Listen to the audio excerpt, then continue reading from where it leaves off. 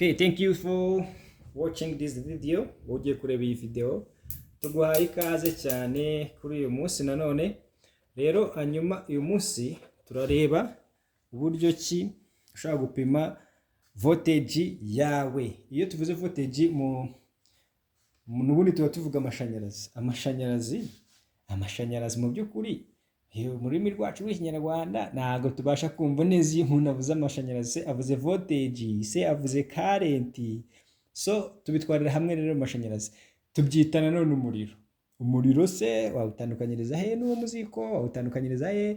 So abadukurikira muzagenda mugetinga knowledge cyangwa mubona ubumenyi bwinshi cyane bijyanye na technology, project, ibintu byinshi bishobora kukugirira akamaro muri isi ya technology. Hanyuma rero guys, uyu munsi reka dupime icyo twita voltage cyangwa icyo twita umuriro muri rusange. Hano dufite raronje yacu. Iyi raronje rero turashaka kuyipimira umuriro ngo turebe ko ikora neza. Iyi poti yacu icometseho machine, iyi poti yacu icometseho telefone. Hanyuma ni ibiki bikora biti, bigenda bite kugira ngo tumenye ngo raronje yacu irimo umuriro dukoresheje cya gikoresho cyacu cyitwa digital multimeter.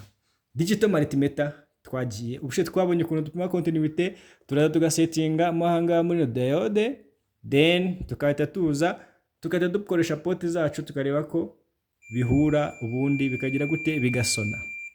Guys, twagiye no iyo tugiye gupima voltage tubikora gute? Uraza ukaza kuri appareil yawe, wamara kuza kuri appareil yawe, twe twabonye kangaha ubanza nk'umutekinisiye ukamenya ubwoko bw'umuriro ufite. Hano mfite raronje yanjye igira on off button, nukuvuga ngo ushobora kwatsa appareil yawe cyangwa ukayizimya ya raronje yawe. Ira raronje yawe niyo dukoresha mu rugo ducomeka ibikoresho bitandukanye. Ushobora gukoresha ucomeka firigo, ushobora gucomeka televiziyo, ushobora gucomeka telefone, ushobora gucomeka keto n'izindi component cyangwa device cyangwa electrical device ufite mu rugo rwawe cyangwa n'ahandi ku kazi n'ahandi. Hano rero tugiye gupima nk'umutekinisiye, bakujyanye kuri tere, barakubwiye ngo turebe ko iraronje yacu irimo umuriro. Uzabigenza uti? Mbere na mbere ufite appareil yawe, ikindi ufite icyo ugiye gupimira. Icyo ugiye gupimira rero ni raronje. Urareba ko irimo umuriro. Uyu muriro uraturuka he? Uraturuka kuri supply, wenda ugize gutya yanze kwaka, ugiye kureba ko harimo umuriro. Urabanza uze kuri appareil yawe, nurangiza urebe ahantu hari umuriro wa AC. Iyi AC yacu rero uraza ugashyira hano muri 750, kubera ko twabonye ino 750, ubwo turi kuvuga ahangaha niho dusetinga umuriro AC. Ubwo ni umuriro w'amashanyarazi uwa wundi uturuka ku mapoto. Hanyuma uyu nguyu ugasetinga appareil yawe muri 750, niho muri maximum. Uri kubona ko muri appareil yacu hahita hazamo 000.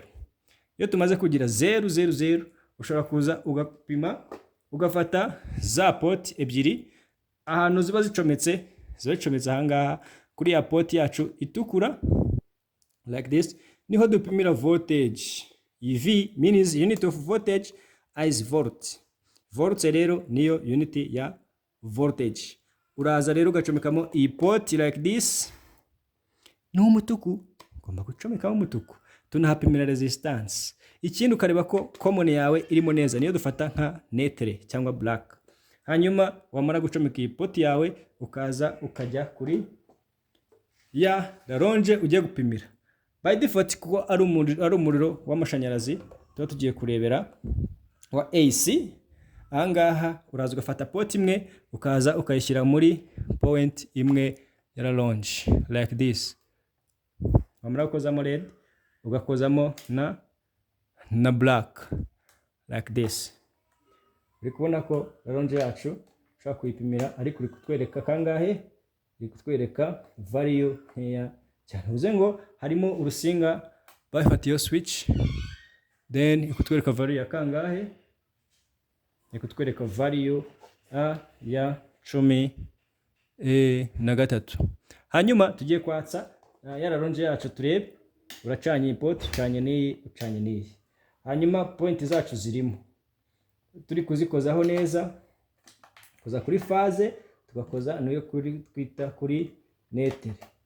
Hano rero nta kindi kintu ukora, uraza ukareba kuri appareil yawe, ukareba za value ni izihe.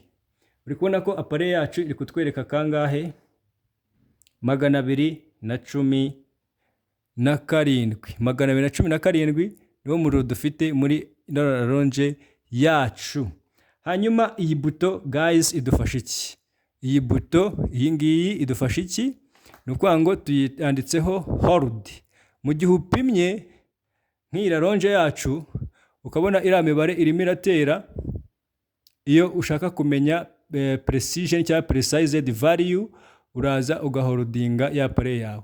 Uri kubona ko yarekeye gutera, uvuze ngo voltage yanjye mfatiyeho ni 217. Then ukaza ukareba ko na poti ya kabiri ikora, uraza ugashyiramo za poti zacu like this, n'ubundi ya value yacu ukaza ugakora unhold, then ukareba ko za value zaje, ugakozamo witonze, kuko guys abatekinisiye tugira icyo twita attention, ukongera ukana n'iyi poti yacu ukareba ko irimo voltage. Icyo ugomba kumenya ni iki? Nuko iyi red terminal ifata kuri phase, iyi black nayo igafata kuki? Kuri netre.